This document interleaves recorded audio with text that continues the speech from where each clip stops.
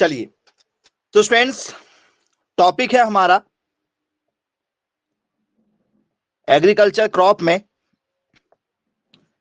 गेहूं का टॉपिक है। कुछ इंपॉर्टेंट चीजें शॉर्ट में एक बार आपको बताना चाहेंगे। सबसे पहले स्टूडेंट्स, गेहूं के बारे में यदि आपसे क्वेश्चन यदि पूछा जाता है तो पहला क्वेश्चन आपसे स्टूडेंट्स गेहूं में पूछा जाता है कि भैया गेहूं जो है, ठीक है, इसकी बुआई कब करते हैं। इसका जो बुआई समय है वो आपसे पेपर में पूछा जाता है कि भैया इसका सोइंग टाइम कब है। कौन सी फसल है, रबी की फसल है कि खरीफ की फसल है कि जायद की फसल है, किसकी फसल है, मैसेज करें आप। रबी क्रॉप है। वेरी गुड, बोले जी बिल्कुल भैया कौन सी फसल है, बोल सर ये रबी की फसल है। कौन सी फसल में आती है, रबी फसल में आती है। चलिए क्लियर है। इसमें स्टूडेंट्स कौन सा खाद डाला जाता है, क्या इसमें FYM डाला जाता है, क्या इसमें नाइट्रोजन, ठीक है, आपका NPK डाला जाता है, क्या इसमें FYM और NPK, बोले जी सर बिल्कुल डाला जाता है। अब यदि मैं आपसे FYM का फुल फॉर्म पूछूं, क्योंकि पेपर में आपसे FYM का फुल फॉर्म पूछा जा चुका है, तो जिसे FYM का फुल फॉर्म पता है तो बताइएगा FYM क्या होता है। तो सर FYM का फुल फॉर्म होता है हमारा फार्म यार्ड मैन्योर। क्या होता है, फार्म यार्ड मैन्योर होता है, जिसे हम लोग क्या कहते हैं, इसे हम लोग बोलते हैं गोबर की खाद। इसे हम लोग क्या कहते हैं, गोबर की खाद कहते हैं। फार्म यार्ड मैन्योर के नाम से जाना जाता है इसे, FYM को। NPK डाला जाता है, बोले हाँ सर NPK डाला जाता है। NPK डाला जाता है, नाइट्रोजन डाला जाता है खेत में, ठीक है, आपका पोटेशियम भी डाला जाता है, फॉस्फोरस भी डाला जाता है। बोल सर फॉस्फोरस और पोटेशियम NPK तीनों चीजें डाली जाती है। कितना डाला जाता है प्रति हेक्टेयर, 120, ठीक है, 60, 40, ये किलोग्राम प्रति हेक्टेयर में है डाटा, किलोग्राम प्रति हेक्टेयर। बोले जी सर बिल्कुल ठीक है, किलोग्राम प्रति हेक्टेयर हो गया। मतलब 101010 12 12 6 और 4, फिर कटेगा 2 से, 2 दूनी 4, 2 तिया 6 और ये 6। मतलब क्या डाला जाता, कितना रेशो डाला जाता बताओ, 6:3:2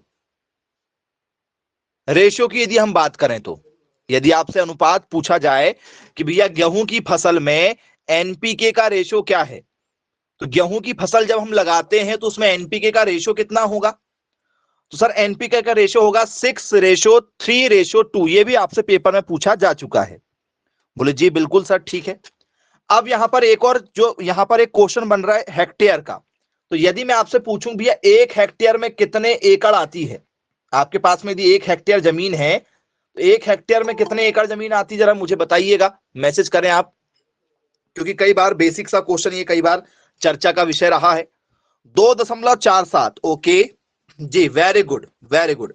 यदि आप लोगों से पेपर में पूछा जाए कि भैया 1 हेक्टेयर बराबर कितना होता है, ठीक है, 1 हेक्टेयर बराबर कितना होता है सर, 2.47 एकड़ होता है, एकड़ में होता है। बोले जी सर बिल्कुल ठीक है। अब कुछ लोग स्टूडेंट्स अपनी जमीन को जो है वो एकड़ में ना बता के क्या बोलते हैं, बोले सर हमारे पास में बीघा में जमीन, बीघा, कई बार आपने पिक्चरों में देखा होगा उसमें बीघा शब्द का भी यूज करते हैं। बोले हाँ सर बिल्कुल बीघा का यूज करते हैं जी। तो बताइएगा स्टूडेंट्स 1 हेक्टेयर में कितने बीघा जमीन होती है, कितने बीघा जमीन होती है 1 हेक्टेयर में जी। 1 हेक्टेयर में कितने बीघा जमीन होती है, तो बोल सर 3.95 बीघा। यदि बीघा यदि आएगा तो 3.9 मतलब लगभग 4 एकड़ के आसपास में, मतलब 4 बीघा। बोले हाँ सर 1 हेक्टेयर में क्या होता है, 3.95 बीघा होता है 1 हेक्टेयर में। ओके चलिए क्लियर है। और क्या पूछा जा सकता है भैया हेक्टेयर से, हमें हेक्टेयर से और किसमें पूछा जा सकता है, सर बस एक तो एकड़ और दूसरा बीघा, यही हमारे लिए इंपॉर्टेंट है। अब मीटर वगैरह पूछ लिया जाएगा तो थोड़ा सा दिक्कत ना हो जाए आपसे, ठीक है, हालांकि पूछा नहीं जाता है लेकिन फिर भी मैं आपको बताना चाहूंगा कि यदि आपसे 1 हेक्टेयर में यदि मीटर पूछ लिया जाए तो क्या होता है, 10⁴ मीटर स्क्वायर होता है। 10⁴ 10⁴ का मतलब क्या होगा, 10 और 4 जीरो लगेंगे क्या, ऐसा बनेगा कि 3 जीरो होंगे, 10 की घात 3 लिखेंगे या इसको 10 की घात 4 लिखेंगे, क्या लिखेंगे बताओ, क्या लिखेंगे इसको, ये है 10,000, तो 10,000 को 10 की पावर 3 लिखें या 10 की पावर 4 लिखें, 10 की पावर 3 लिखें। अरे वाह, वेरी गुड, बहुत शानदार आंसर दे रहे हैं आप, वेरी गुड, क्या बात है जी, बताइए। अरे बाबा 10 की पावर 3 मतलब ये जो लिखा है 1, 0 की पावर 3 मतलब जीरो कितने हैं, 3 होंगे, तो 3 ही आएगा ना, 4 लिखोगे तब आएगा भैया, कैसा कर रहे हो, 10 की पावर क्या लिखना पड़ेगा वहां, 4 लिखना पड़ेगा ना, तब तो 10,000 होगा भैया, 10 इंटू 10 इंटू 10 इंटू 10 लिखोगे ना, 10 की घात 4 है तो 4 जीरो तभी तो आएंगे, कैसा कर रहे हो, 10 की पावर 3 क्यों बोल रहे हो, 10 की पावर 4 आएगी ना, चलिए ठीक है, बन जाएगा। अब स्टूडेंट्स इसके बाद में आप लोगों से पेपर में पूछा जाता है कि जो हमारी गेहूं होती है, ठीक है,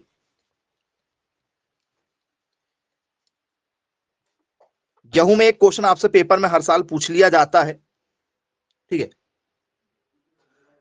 जब इसको क्या करते हैं, स्टोरेज करते हैं, ध्यान से सुनिएगा, गेहूं को जब क्या करते हैं, स्टोरेज करते हैं, स्टोरेज करना मतलब आपने देखा होगा गेहूं को कुछ लोग क्या करते हैं, भंडारण करके रखते हैं, मतलब जो क्या होता है, आपका साहूकार समाज जो होता है वो क्या करता है, गेहूं खरीदता है आप लोगों से, या जो सहकारी समिति होती है वो आपसे गेहूं खरीदती है, या जो गंज के व्यापारी होते हैं वो आपसे गेहूं खरीदते हैं, बोलिए यस सर बिल्कुल ठीक है, जब वो गेहूं को खरीदते हैं तो स्टूडेंट्स वो भंडारित मतलब जो दाने होते हैं, जो हमारे क्या होते हैं, ग्रेन्स होते हैं, जो हमारे दाने होते हैं या जो हमारे सीड्स होते हैं, उसमें मॉइस्चर कितना होना चाहिए, ज्यादा भी नहीं सुखाते और कम भी नहीं सुखाते, थोड़ी सी नमी होती है, और वो आपने देखा होगा स्टूडेंट्स स्टोरेज में जाकर क्या हो जाते हैं, रख दिए जाते हैं, बोले जी बिल्कुल, तो वो जो नमी है उसमें मॉइस्चर कितना परसेंट होना चाहिए, कम से कम थोड़ा बहुत उसमें मॉइस्चर तो होना चाहिए भाई, नमी नहीं होगी तो काम कैसे होगा बताओ,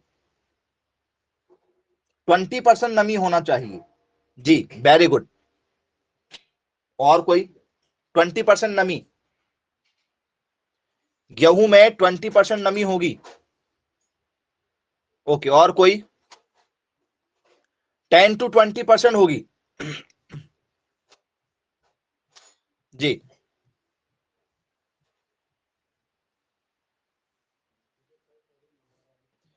चलिए, तो स्टूडेंट्स जो मॉइस्चर का परसेंटेज होता है वो लगभग लगभग 10 to 12% होता है, इसमें जो नमी होती है वो कितनी होती है, 10 to 12% होती है, सिर्फ 20% नहीं होती भैया, है ना, गीला दाना नहीं रखना है हमें, दाने को सुखाकर रखना, तो 10 to 12% हल्की सी उसमें क्या होती है, नमी होती है। चलिए, अब यदि मैं आपसे बात करूं कि भैया पूरे इंडिया में हाईएस्ट प्रोडक्शन कौन सा स्टेट करता है, इंडिया जो है वो गेहूं उत्पादन करने में दूसरा है, क्योंकि पहले नंबर पर चीन है, दूसरे नंबर पर इंडिया है, तो इंडिया में पहले नंबर पर कौन है, कौन से राज्य पहला नंबर पर है भाई बताओ, प्रोडक्शन की यदि हम बात करें आपसे, प्रोडक्शन की, या जिसे हम लोग बोल सकते हैं भैया उत्पादन की, पहले नंबर पर कौन है, पहले नंबर पर आप यूपी को बोल रहे हैं, ओके जी, वीट प्रोडक्शन में यदि आपसे बात किया जाए भैया, ठीक है जी, बहुत शानदार आंसर दिया जा रहा है, बहुत बढ़िया, वेरी गुड वेरी गुड, गलत आंसर है भाई,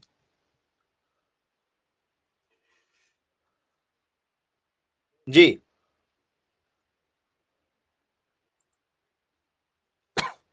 यूपी दिया जा रहा है, यूपी, ओके, और कोई, पंजाब, पंजाब को दिया जा रहा है, वेस्ट बंगाल, ओके, चलिए, तो स्टूडेंट्स यदि आपसे पेपर में यदि पूछ लिया जाए ना ये क्वेश्चन, तो याद रखिएगा सबसे ज्यादा जो है प्रोडक्शन होता है हमारे यूपी में, सबसे ज्यादा कहां होता है, यूपी में होता है, यदि आपसे पेपर में यदि पूछ लिया जाए तो, ठीक है, बोले जी बिल्कुल क्लियर है भाई, कहां होता है, बोल सर पहले नंबर पर है यूपी, दूसरे नंबर पर है एमपी, और तीसरे नंबर पर है हमारा पंजाब, तीसरे नंबर पर है पंजाब। पहले में कौन है? पहले में उत्तर प्रदेश है। सबसे ज्यादा जो प्रोडक्शन होता है यूपी में होता है, 32.42% होता है। एमपी में 16.08% होता है और पंजाब में 15.65% होता है। परसेंटेज के हिसाब से भी मैंने आपको बता दिया। टोटल व्हीट प्रोडक्शन जो होता है इंडिया में, यूपी, एमपी और पंजाब, ये टॉप 3 आपके क्या है, राज्य हैं जो सर्वाधिक क्या करते हैं, प्रोडक्शन करते हैं। तो पहले नंबर पर आपका यूपी आ जाता है। बोले जी बिल्कुल क्लियर है भाई, ठीक है, पेपर में पूछा जाएगा तो बन जाएगा।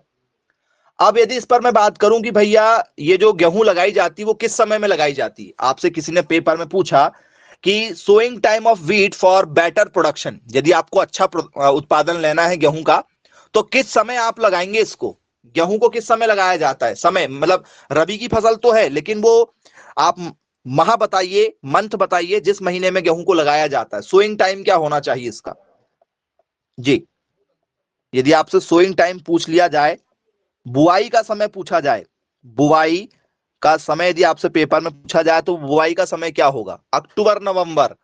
जी, वेरी गुड वेरी गुड, बहुत शानदार आंसर दिया गया है। October November is the right answer. अक्टूबर नवंबर के महीने में इसको लगाया जाता, पेपर में पूछा गया है। ठीक है, what is the sowing time of wheat for better production, तो बोल सर अक्टूबर नवंबर में। चलिए ठीक है, क्लियर है, बन जाएगा हमसे। अब स्टूडेंट्स इसके बाद में हमसे पेपर में पूछा जाता है, ठीक है, एक बहुत ही important question, very very very IMP, जितना आईएमपी चाहो आप उतना आईएमपी इसको लिख सकते हैं। ठीक है, बोले सर क्या है ऐसा, कौन सा क्वेश्चन है जो इतना आईएमपी है? उसे कहा जाता है हमारा, ठीक है, क्रॉपिंग इंटेंसिटी। ध्यान से समझिएगा, ये टॉपिक जो है, ये टॉपिक जो है हर किसी फसल के लिए यूज किया जाएगा। क्रॉपिंग इंटेंसिटी, क्रॉपिंग इंटेंसिटी, फसल सघनता, फसल सघनता पेपर में पूछे जाने वाला सबसे इंपॉर्टेंट क्वेश्चन है।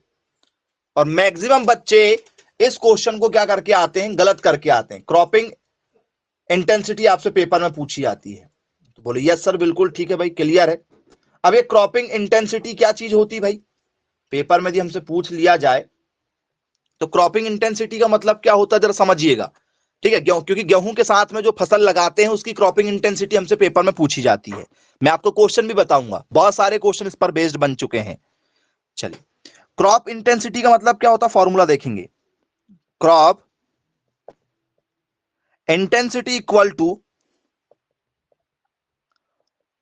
Total cropped area, total cropped area upon total sown area multiply by 100, multiply by 100। मतलब फसलों की संख्या, क्या लिख सकते कुल मिला के यहां पर, फसलों की संख्या, फसलों की संख्या बटे समय अवधि, बटे समय अवधि मल्टीप्लाई बाय 100, मल्टीप्लाई बाय 100।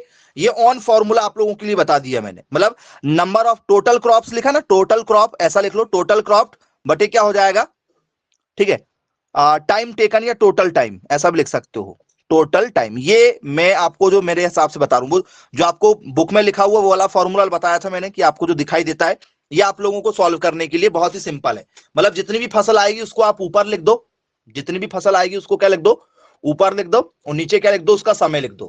तो बोले यस बिल्कुल ठीक है भाई, सॉल्व करके देख लेते हैं, आओ। चलिए, तो स्टूडेंट्स, ठीक है, चलिए अब जरा क्वेश्चन पर आ जाते हैं। पेपर में क्वेश्चन कैसे बनेगा, पेपर में जो क्वेश्चन पूछा जा चुका है उसी क्वेश्चन पर आ जाते हैं। पेपर में कैसे क्वेश्चन बनते हैं हमसे, ठीक है, पेपर में जो क्वेश्चन पूछा गया था उस क्वेश्चन पर आ जाइए। पहला question, the rotation, the rotation intensity of, the rotation intensity of या cropping intensity of maize potato wheat मतलब फसल सघनता, फसल सघनता या फसल चक्र कह सकते हैं इसे हम चाहें तो, फसल सघनता, ठीक है, में मक्का, आलू, गेहूं, ठीक है, फसल सघनता में मक्का, आलू, गेहूं का प्रतिशत होगा, का प्रतिशत होगा। चलिए बताइए, पहला ऑप्शन है आप लोगों के लिए, ठीक है, 900%, 300%, 100% या 150%। जी वेरी गुड, चलिए बहुत सारे बच्चे सही आंसर दे रहे हैं जी, वेरी गुड।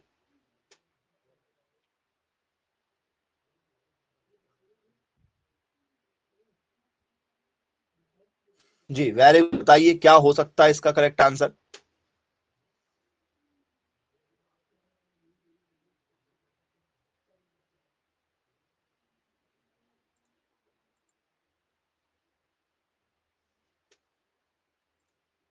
जी very good, option number B के साथ जाना चाह रहे हैं आप, ऑप्शन नंबर बी के साथ जाएंगे, 300 के साथ जाना चाह रहे हैं क्या?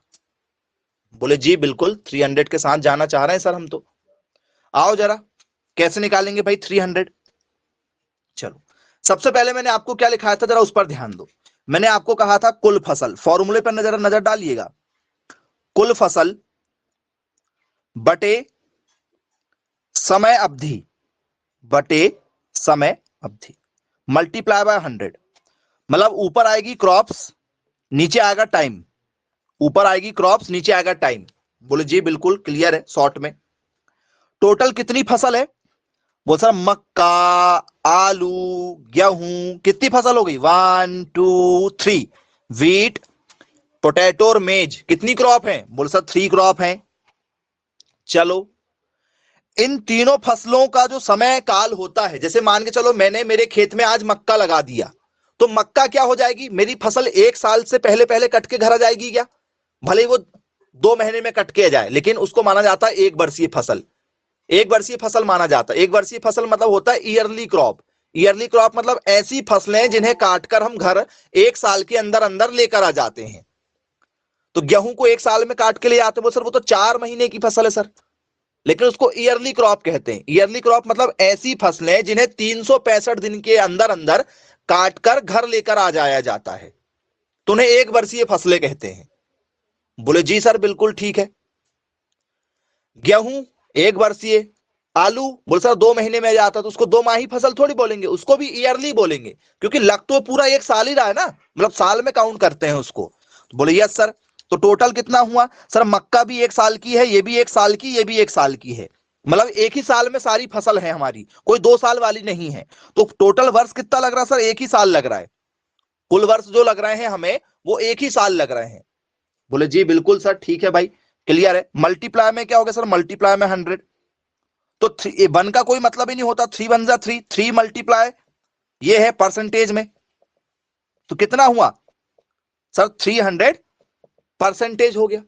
कितना हो गया सर? 300% हो गया। चलिए भाई, अब यदि मैं आप लोगों से, ठीक है, ठीक है, दूसरे क्वेश्चन पर लेकर आ जाऊंगा आप लोगों को, जो दूसरा क्वेश्चन आपको पेपर में दिया गया था उस पर आ जाते हैं, ठीक है। अब इसके लिए आप लोगों को क्या पता होना चाहिए? बोल सर द्विवर्षीय फसल पता होना चाहिए। यदि द्विवर्षीय फसल यदि आपको पता है कि भैया द्विवर्षीय फसल क्या होती, तो आप लोगों के लिए काफी इंपॉर्टेंट हो जाएगा, ठीक है। द्विवर्षीय फसल क्या होती है, यदि ये आपको पता है तो आपका आंसर अब आएगा, नहीं तो आपको दिक्कत जाएगी। आओ मैं आपको द्विवर्षीय फसलों पर लेकर आ जाता हूं, ठीक है। जैसे मान चलो यही क्वेश्चन जो है, कुछ लोग जो है वो क्या लगा दे रहे हैं? मेज नहीं लगा रहे हैं, वो क्या लगा दे रहे हैं यहां पर?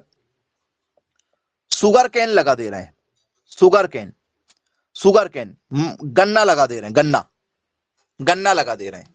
चलो अब बताइएगा अब क्या होगा? गन्ना लगा रहे हैं तो, ठीक है, गन्ना लगा दे रहे हैं तो अब क्या होगा? ये 300% होगा, या ये आप लोगों का जो है वो 100% होगा, या आप लोगों का ये 150 होगा, या ये आप लोगों का जो है वो 400 होगा?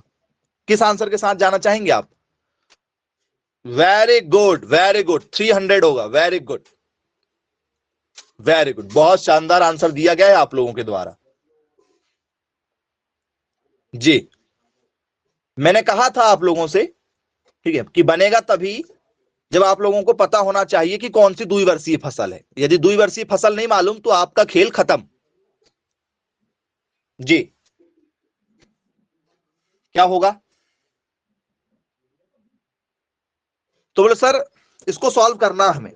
चलिए जरा देखिए कैसे सॉल्व होगा। बोले सर टोटल कितनी फसल है? सर गन्ना, आलू और आपका गेहूं, टोटल कितनी फसल है? शुगर कैन, पोटैटो और व्हीट, सर टोटल 3 फसल है। गेहूं जो है वो 1 साल में आ जाती है, पोटैटो भी आपकी 1 साल में कट के आ जाती है, ठीक है। बोले यस सर।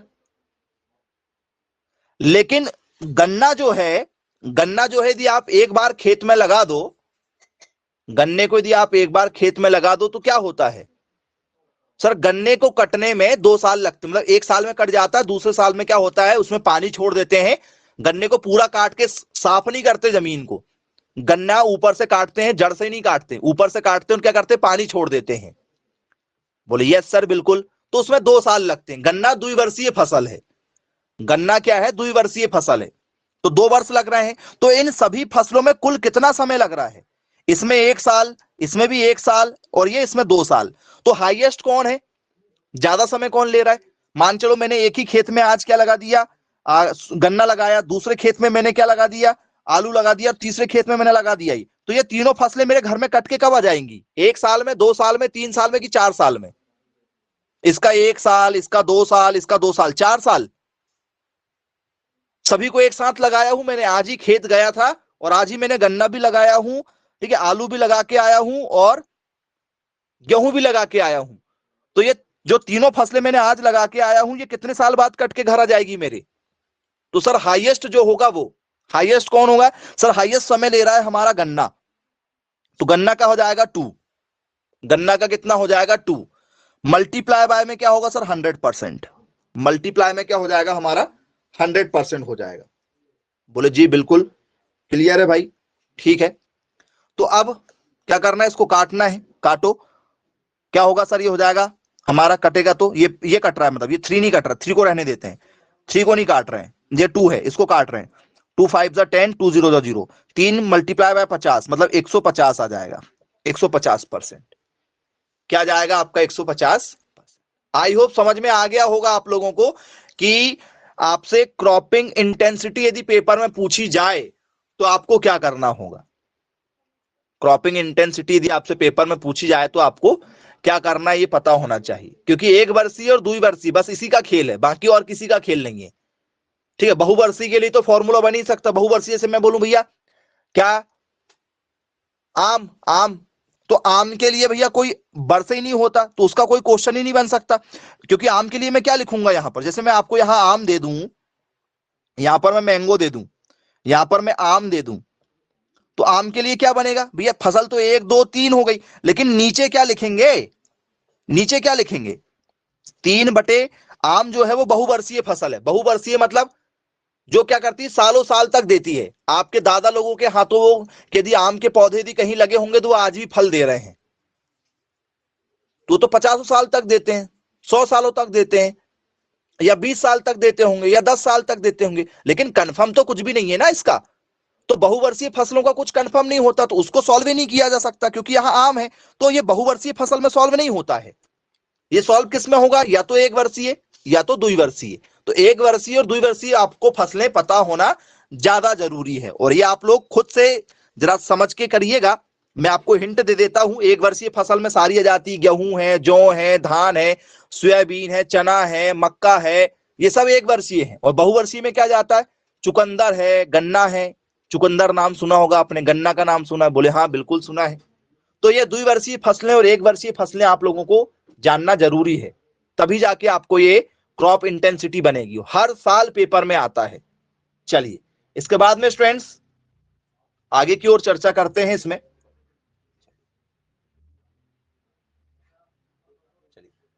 अब स्टूडेंट्स एक क्वेश्चन इसमें पेपर में पूछा जाता है हम लोगों से कि जो हमारी गेहूं है ये हमारी शॉर्ट डे प्लांट है कि लॉन्ग डे प्लांट है, शॉर्ट डे या लॉन्ग डे, बताइएगा। गेहूं जो है वो शॉर्ट डे है या लॉन्ग डे प्लांट है। जो हमारी वीट है, वीट हमारी जो है, जो हमारी गेहूं है, इसे सूर्य की ज्यादा प्रकाश चाहिए या सूर्य का कम प्रकाश चाहिए, जिसे कहा जाता है लॉन्ग डे प्लांट। ठीक है, क्या कहा जाता है? लॉन्ग डे प्लांट, मतलब दीर्घ प्रकाश अवधि, दीर्घ प्रकाश अवधि वाला, या जिसे कहा जाता है short day plant. Short day plant मतलब क्या हो जाएगा? लघु दिवस वाला, लघु प्रकाश दिवस वाला। या तीसरा हो जाएगा हमारा मिड डे वाला, मिड डे, मध्य अवधि वाला, मध्य अवधि। जी, कैसे प्रकाश की आवश्यकता है इसको? यदि आपसे वीट को पेपर पूछ लिया जाए कि भैया वीट जो है वो हमारी, ठीक है, लॉन्ग डे वाली क्रॉप है या शॉर्ट डे वाली क्रॉप है, जी बताइएगा। लॉन्ग डे या शॉर्ट डे होगा, किसके साथ जाना चाहेंगे? तो सर लॉन्ग डे में होता है, क्योंकि इनको क्या चाहिए? दिन में ज्यादा धूप की आवश्यकता पड़ती है। इन फसलों को क्या होती है? दिन में ज्यादा धूप की आवश्यकता पड़ती है। बोले यस सर, बिल्कुल ठीक है भाई, क्लियर है, बन जाएगा। बोले पेपर में यदि हमसे पूछा जाएगा तो। चलिए, अब स्टूडेंट्स पेपर में यदि आपको इसके बारे में यदि पूछा जाए तो और क्या बन सकता है इसमें आपके लिए क्वेश्चन, ठीक है, उस पर चर्चा कर लेते हैं। चलिए, इसकी रूट कैसी होती है? यदि आपसे इसकी जड़ पूछा जाए तो आप लोगों ने इसकी जड़ देखा होगा, गेहूं की जड़ को देखा होगा। चलिए, इसकी जड़ को आपने देखा होगा। बोले यस सर, बिल्कुल देखा हमने गेहूं की जड़। गेहूं को यदि आपने देखा होगा तो उसकी जड़ जो होती है वो ऐसी ऐसी होती, ऐसी जड़ होती। देखा क्या गेहूं की जड़ को? बोले हाँ सर बिल्कुल, गेहूं की जड़ कुछ इस टाइप से होती है। ठीक है जी। तो जो वीट की रूट होती है किस टाइप की होती है, बताओ?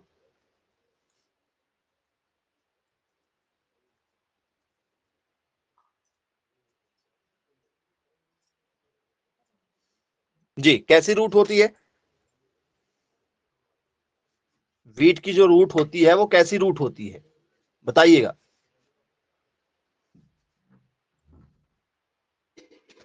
जी, very good, very good, very good, बहुत शानदार आंसर दिया जा रहा है जी। तो स्टूडेंट्स, पहली बात, या तो मुसला होगी या तो अपस्थानिक होगी, या तो मुसला होगी या तो अपस्थानिक होगी। जड़ जो है वो अलग अलग प्रकार की होती हैं हमारी। बोले जी बिल्कुल, जड़ के जो है वो दो प्रकार होते हैं, एक होती मुसला, एक होती अपस्थानिक, एक होती टैप रूट, एक होती एडवेंटिशियस। ये कौन सी होगी बताओ?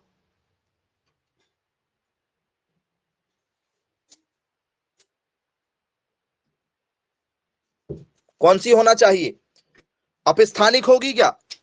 चलिए, यहीं पर आपका जो टॉपिक है वो एग्रीकल्चर क्रॉप के साथ में बायोलॉजी लग गया। एग्रीकल्चर बायो भी यहीं लग गई आपकी।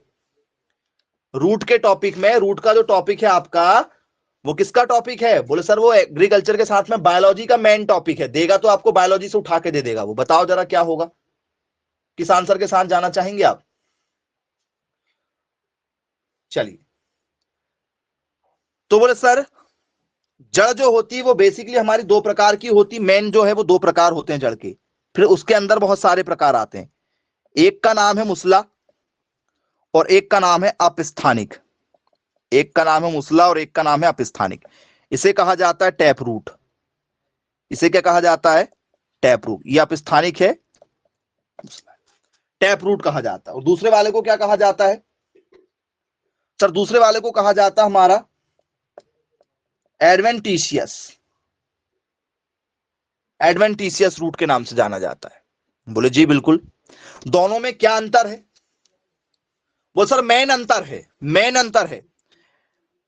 इसमें एक मेन अंतर है जो आपको समझा दूंगा तो आपको वैसे ही बन जाएगा, कोई भी क्वेश्चन बन जाएगा। इनके जो बीज होते हैं वो डाइकॉट होते हैं। इनके जो बीज होते हैं वो क्या होते हैं? डाइकॉट। डाइकॉट का मतलब होता है द्विबीजपत्री। क्या होते हैं? द्विबीजपत्री होते हैं। मतलब ऐसी फसलें जिनके बीजों के दो हिस्से हो जाएं, ऐसी फसलें जिनके बीजों के दो हिस्से हो जाए उन्हें डायकॉट कहा जाता है। बोले जी बिल्कुल सर, ठीक है भाई, क्लियर है। और इसमें क्या आता है हमारा? वो सर इसमें आ जाता है हमारा मोनोकॉट। इसमें डायकॉट सीट होंगे, इसमें मोनोकॉट सीट होंगे। मतलब कैसे? एक बीज पत्री, एक बीज पत्री। चलो समझते हैं अब बात को। आपका जो चना है, चना जो होगा आपका, चना है, सोयाबीन है, या आपकी कोई दाल है, या आपकी मूंगफली है, इनके बीज जो हैं उनके दो हिस्से हो जाते हैं क्या? उनके बीजों के दो हिस्से हो जाते हैं क्या? बताओ। बोले हाँ, दो हिस्से हो जाते हैं। उनके बीजों के दो हिस्से हो जाते हैं। तो जो हमारा, ठीक है, चना है, चना, चना है, ठीक है, हमारा मूली हो गया, या हमारा धनिया हो गया, या हमारी सरसों हो गई, इनके बीजों के दो हिस्से हो जाते हैं। किसमें आएगा? जिनके बीजों के दो हिस्से हो जाएं, किसमें आएगा वो सर? वो आ जाएगा मुसला में। वो किस में जाएगा? हमारा मुसला जड़ में आ जाएगा। किस में जाएगा? मुसला जड़ में जाएगा। बोले यस सर, बिल्कुल ठीक है। जैसे एग्जांपल आपके सभी के घर में होगा अभी कोरिएंडर, कोरिएंडर सभी के घर में होगा। बोले यस सर, अभी हमारे घर में, सबके घर में धनिया मिल जाएगा, खड़ा धनिया, मतलब वो मोटा वाला धनिया, धनिया पाउडर नहीं, वो मोटा वाला धनिया। बोले यस सर, उसके बीज के दो हिस्से हो जाते हैं। दो हिस्से हो जाते हैं इन द सेंस का मतलब क्या है कि भैया ये एक भाग है और ये एक भाग है, दो भाग में टूट जाता है। और यदि इस एक भाग को, इस आधे कटे वाले भाग को भी यदि खेत में लगा देंगे और इस आधे कटे वाले भाग को भी खेत में लगा देंगे तो इससे भी पौधा उग जाएगा और इससे भी पौधा उग जाएगा। ये क्षमता होती है डायकॉट की। डायकॉट की ये क्षमता होती है कि वो आधे वाले भाग से भी पौधा उग जाता है।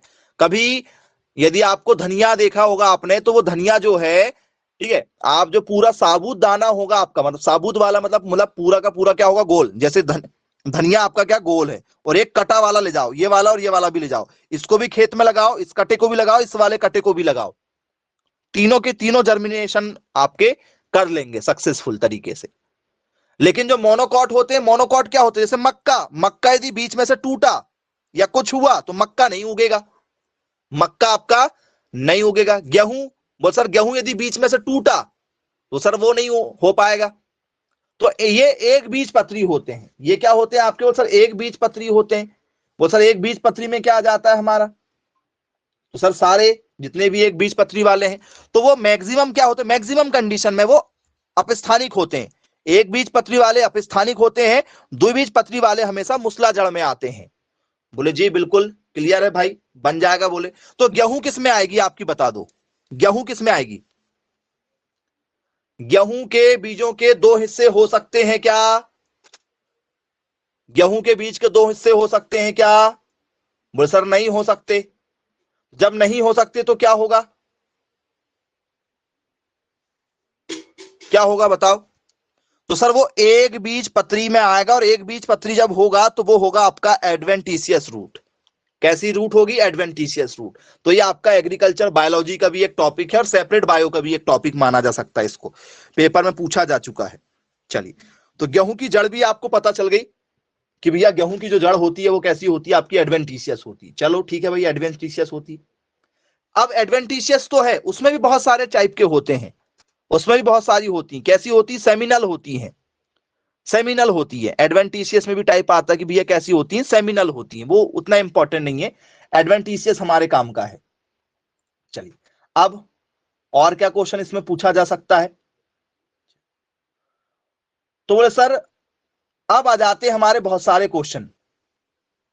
ठीक है, पहला क्वेश्चन ये बताइए, ब्रेड बनाए जाने वाली जो वैरायटी है गेहूं की वो कौन सी है? ब्रेड बनाए जाने वाली वैरायटी, जी बताओ। ब्रेड वाली वैरायटी कौन सी होगी?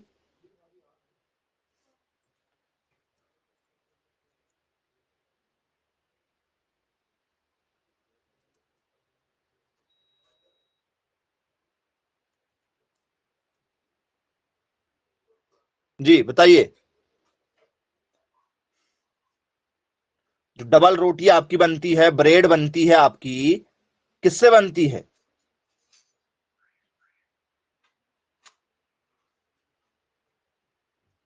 वो सर ब्रेड बनाने के लिए सर हमें क्या लगता है? आटा लगता है, मैदा लगता है।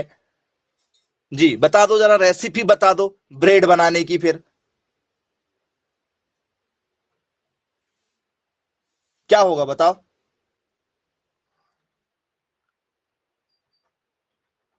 चलिए।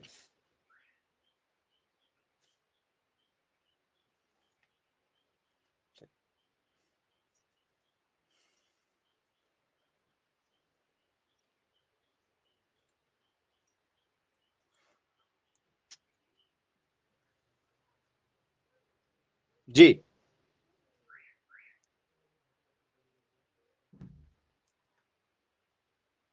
नहीं मालूम। चलिए भाई, अच्छी बात है। यदि आपसे पेपर में यदि पूछा जाए स्टूडेंट्स कि भैया विच variety of wheat is best for bread, ऐसा क्वेश्चन बनता है। यदि आपसे पेपर में यदि पूछा जाए कि भैया ब्रेड बनाने के लिए सबसे अच्छी वैरायटी कौन सी होती है, तो क्वेश्चन भी जरा देखिएगा, मैं आपको बता रहा हूं क्वेश्चन भी पूछा जा चुका है। ये क्वेश्चन बना था एक बार। Which variety, which variety of wheat, of wheat is best for bread. Bread बनाने के लिए, ब्रेड बनाने के लिए सबसे अच्छी, सबसे अच्छी किस्म है। ब्रेड बनाने के लिए सबसे अच्छी किस्म है गेहूं की, कौन सी वाली है? जी सोच लीजिए, यदि आपको कुछ यदि पता हो, थोड़ा बहुत यदि आपने कुछ पढ़ा हुआ हो तो आप उसे बता सकते हैं। जी सोच लीजिए, यदि आपको पता है तो बहुत अच्छी बात है, नहीं पता तो हम तो बताएंगे ही बताएंगे। चलिए थोड़ा बहुत एग्जाम्पल भी दे देते हैं आप लोगों को। एग्जाम्पल यदि आप लेना चाहें तो एग्जाम्पल भी ले सकते हैं। चलिए, पहली वाली वैरायटी जो आपको हम दे रहे हैं नाम, वो है स्टूडेंट्स हमारा, ठीक है, डाई कोकम, डाई कोकम। दूसरा है कल्याण सोना, कल्याण सोना। तीसरा है लोकराज, लोक राज। चौथा है हमारा ड्यूरम। चौथा हमारा क्या है? ड्यूरम है जी। कौन सी वाली वैरायटी आपको लग रही है इसमें से, बताइएगा। ड्यूरम या डूरम?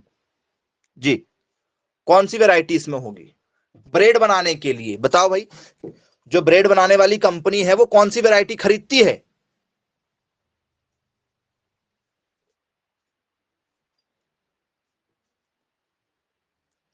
ओके, लोकराज नाम की वैरायटी खरीदती भैया। यदि आपको कल को, यदि आपको बिजनेस करना हो तो भाई बहुत ही अच्छा बिजनेस माना जाता है ब्रेड का। मतलब लगभग यदि आप खर्च करना चाहें, यदि आपका खुद का जमीन है और आपके पास में सारी सुविधाएं हैं, तो आपको सिर्फ मशीन और ये लागत का बहुत कम खर्च आएगा और बहुत शानदार बिजनेस है। गांव में, शहर में, हर जगह लोग बाग ब्रेड खाना पसंद करते हैं। बोले यस बिल्कुल पसंद करते हैं, तो खोलेंगे भाई बिजनेस भविष्य में हम लोग इस चीज का। चलो बता दो फिर, कौन सी वाली गेहूं खरीदोगे आप किसानों से, या कौन सी वाली गेहूं लगवाओगे किसानों से कि भाई आप ये वाली वैरायटी लगाओ, हम आपसे यहीं के यहीं खरीद लेंगे पास के पास में। जी, और नहीं बता पाए तो आप फिर ये धंधा नहीं कर पाओगे भाई। अच्छा धंधा है ये, पैसे वाला, ब्रेड वाला। ऑप्शन नंबर बी के साथ जाना चाह रहे हैं क्या? Option number B. जी और?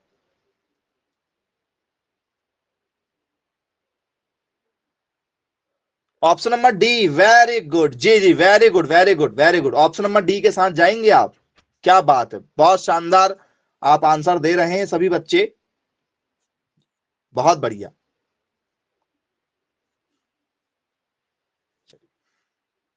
ऑप्शन नंबर डी जो है आपका क्या होना चाहिए, राइट आंसर होना चाहिए। ड्यूरम नाम की जो वैरायटी है स्टूडेंट्स, इसी वैरायटी का यूज किया जाता है किसके लिए,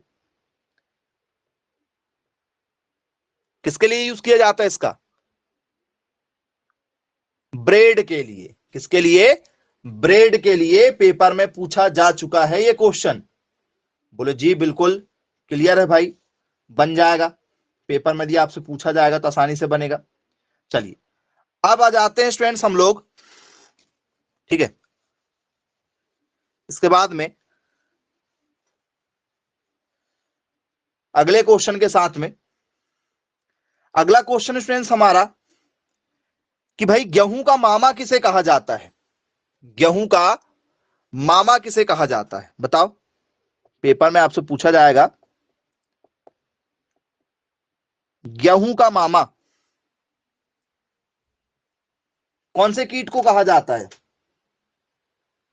very good very good very good, बहुत शानदार आंसर दिया जा रहा है आपके द्वारा।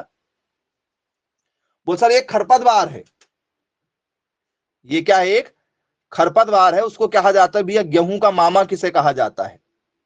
कई बार पेपर में ये क्वेश्चन क्या है, बार बार पूछे जाने वाले क्वेश्चन में से एक आप इसे मान सकते हैं कि भैया गेहूं का मामा कौन सा है, तो गेहूं के मामा को कहा जाता है फेलेरिस माइनर।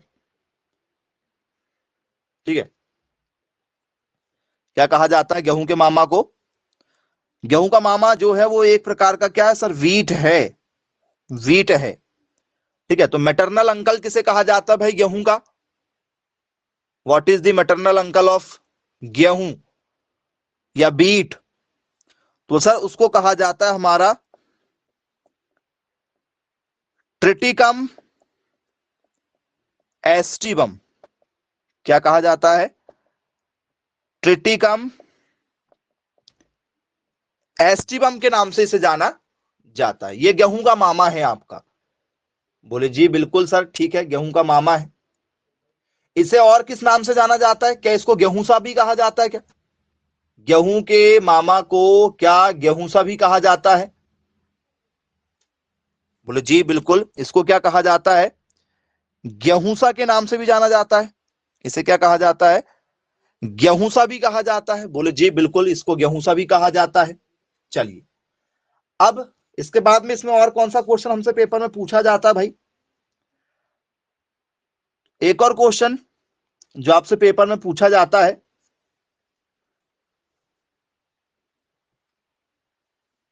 एक जो हम लोग रोटी बनाते हैं वो वाली गेहूं होती है, एक वो वाली गेहूं होती है जिससे हम लोग क्या बनाते हैं, रोटियां बनाते हैं। एक होगी हमारी जिससे हम लोग क्या करते हैं, ब्रेड बनाते हैं। बोले यस बिल्कुल। तो आप मुझे ये बताइए फ्रेंड, जिससे हम लोग रोटी बनाते हैं, ठीक है, तो वो रोटी वाली कौन सी होती है, रोटी वाली कौन सी होती है। देखो एक आपने जो नाम बताया, जरा ध्यान से सारी चीजें समझिएगा। ठीक है, एक आपने अभी कौन सी बताया हो मुझे, ब्रेड वाली बताया हो, कौन सी वाली बताया हो, ब्रेड, ब्रेड वाली। ब्रेड का क्या बताया हो आपने, ब्रेड का बताया हो सर ट्रिटिकम एस्टिबम बताए हो, क्लियर है क्या। बोले यस सर, ट्रिटिकम एस्टिबम बताए हैं। एक दूसरी मैं पूछ लेता हूं, चपाती वाली, चपाती रोटी जो भी आप लिखना चाहें, चपाती लिखो चाहे रोटी लिखो, चलो रोटी वाली कौन सी होती है, चपाती वाली या रोटी वाली कौन सी होती बताओ, कौन सी वाली जो वैरायटी है जिसका बॉटनिकल नेम है उसकी आप रोटियां खाते हो गेहूं की, सरबती की खाते हो, अरे वाह, अरे उसका बॉटनिकल नेम बताओ, गेहूं नहीं बताना है, गेहूं की कंपनी का नाम थोड़ी पूछ रहे हैं, वो जो वैरायटी निकलती है, जो वैरायटी बनती है, वो उसका बॉटनिकल नेम, उसका वनस्पतिक नाम बताओ। गेहूं का जो वनस्पतिक नेम है आपका ट्रिटिकम एस्टिवम है, वीट का जो आपका नाम है वो क्या है, ट्रिटिकम एस्टिवम, वो तो कॉमन नाम है, लेकिन हर वैरायटी का एक अलग अलग नाम रखा गया है। जैसे आपका नाम घर में अलग, स्कूल में अलग है ना, और आपके काम के हिसाब से नाम अलग आ जाते हैं आपके, ठीक है, काम के हिसाब से आपके अलग नाम रख दिए जाते हैं ना। बोले हाँ सर बिल्कुल, जैसे रन मशीन भैया विराट कोहली, किंग खान शाहरुख खान, ठीक, बिग बी अमिताभ बच्चन, दबंग सलमान खान। भाई नाम तो उनका एक ही है भाई, सलमान खान का नाम सलमान खान, लेकिन उसको दबंग जैसी बोलोगे तुरंत समझ में जाएगा आपको। बोले यस बिल्कुल सर।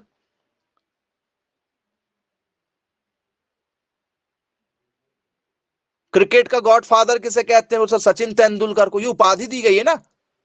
स्वर कोकिला, बोले सर लता मंगेशकर। मैंने लता मंगेशकर को तो नाम ही नहीं लिया, मैंने सिर्फ स्वर कोकिला कहा। तो आपने उसको अलग अलग नाम से बांट दिया ना। तो वैसे ही चपाती वाली की अलग वैरायटी है, उसकी कैटेगरी अलग रख दी गई। क्या होती चपाती वाली? याद रखिएगा, क्या है नाम में, सब में ट्रिटिकम कॉमन है। ट्रिटिकम वल्गेयर क्या होता है नाम में?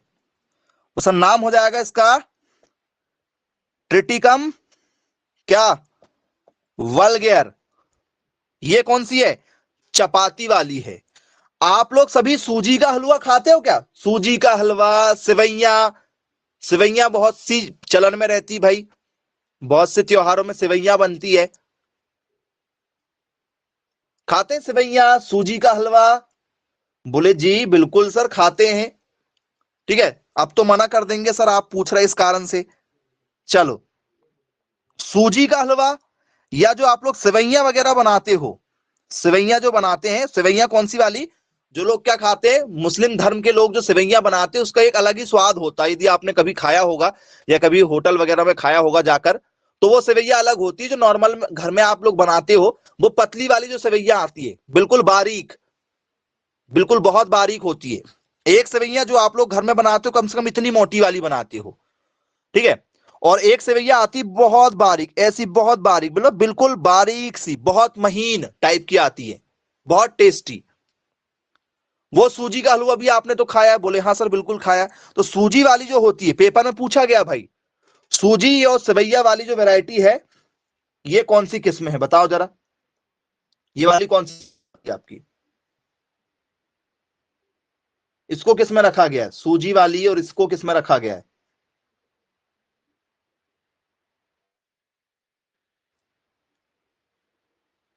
बोल सर ये ट्रिटिकम ड्यूरम वाली है। ये कौन सी है, इसमें क्या नाम लिखा रहता है सर? नाम के सामने ट्रिटिकम जरूर आएगा। क्या आएगा? ट्रिटिकम ड्यूरम आएगा इसमें, ड्यूरम। सूजी सवैया ये किसकी है आपकी? तो सर ट्रिटिकम ड्यूरम वाली वैरायटी में आएंगी। किसमें आएंगी? ट्रिटिकम ड्यूरम वाली वैरायटी में आएंगी। आई होप सभी लोगों को समझ में आ गया होगा, पेपर में कई बार यहां से क्वेश्चन पूछे जा चुके हैं। अब यदि स्टूडेंट्स आपसे पेपर में यदि क्वेश्चन पूछा जाए कि भाई गेहूं के बारे में कुछ खास बताइए, कौन सी मिट्टी में होती है गेहूं? काली मिट्टी में होती है, लाल मिट्टी में होती है, पीली मिट्टी में होती, कौन सी मिट्टी में होती है गेहूं? अच्छी कौन सी मिट्टी में होती है जी? गेहूं के लिए कौन सी मिट्टी चाहिए, सोच के बताइएगा।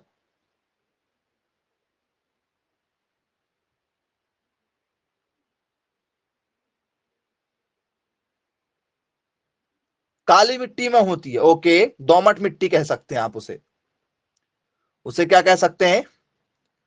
दोमट मिट्टी कह सकते हैं। चलिए ठीक है भाई। चलिए अब दोमट मिट्टी में अच्छी खासी होती है, दोमट मिट्टी, लोमी सॉइल, क्या कह सकते हो आप उसको? दोमट मिट्टी, जैसे हम लोग क्या बोल सकते हैं, लोमी सॉइल के नाम से जानते हैं। चलिए एक क्वेश्चन जो कई बार आपसे पेपर में पूछा जा चुका है, शायद आपको पता हो, ठीक है। बहुत ही बढ़िया क्वेश्चन के साथ आपको बताएंगे एक।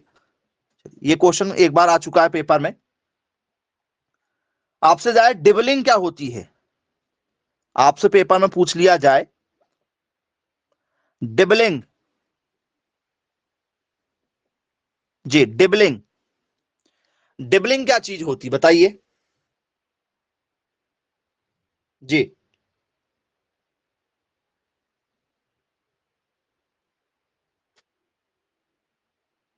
क्या होता है डिबलिंग?